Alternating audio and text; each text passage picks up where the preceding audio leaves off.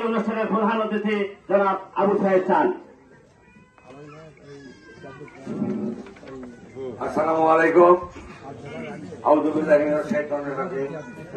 আজকে জাগিরপাড়া মসজিদ উন্নয়ন কর্পোরেট সম্মানিত সভাপতি সাহেব, এখানে আপনাদের নির্বাচিত চেয়ারম্যান আমাদের আইনি মিজান, আমাদের সভাপতি বিপ্লব, সেক্রেটারি আমাদের সাইফুল, আমাদের ওয়ার্ড সভাপতি টুকুল ভাই সহ অন্যান্য সামাদ আছে, বিপ্লব আছে, আমার লালন বেটা আছে সহ সুজন আছে সহ অন্যান্য নেতৃত্ব সভাপতি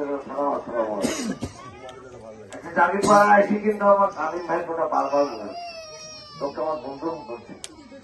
আমি যখন উপজেলার চেয়ারম্যান, ইউনিয়ন চেয়ারম্যান, তখন উনি মেম্বার ছিল, অনেক হাসি তামাশা, অনেক গম তামাশা, অনেক হাসি।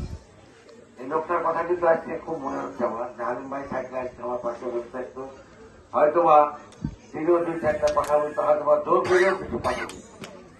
তার জীবনে ভয় বেশি কম ছিল, সবসময় সাহস নিয়ে চলাফেরা করত এবং আলিম ভাই একটা বলিষ্ঠ ভূমিকা পাঠ করতো। যখন বিএনপি আপনার ভোট ভাট লাগতো তখন তার একটা ভূমিকা ভালো ছিল সবসময়।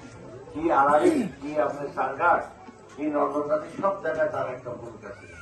যাই হোক, তিনি আমাদের মাঝে নাই, তার আপনার মাফরত করি, তার জন্য দোয়া করে আল্লাহ রাব্বুল আলামিন তার প্রোগ্রাম পাশাপাশি তার ফ্যামিলি ধৈর্য সহ্য করার তৌফিক দান করুন। তার বড় ছেলেটা মারা গেছে, সে আমার ভাই, আমাকে ভালো তো চিন্তা, ভালো সম্পর্ক ছিল, তারপরে মারা গেছে, তার জন্য দোয়া করি সে ভালো থাক, সুস্থ থাক।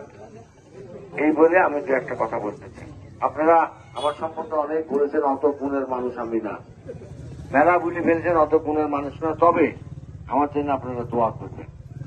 আর আপনারা আমার জন্য দোয়া করবেন যাতে আগামীতে আমি দলের মনোনয়ন নিয়ে আসি আপনাদের সামনে ধানের শীষের ভোট করতে পারি নাকি।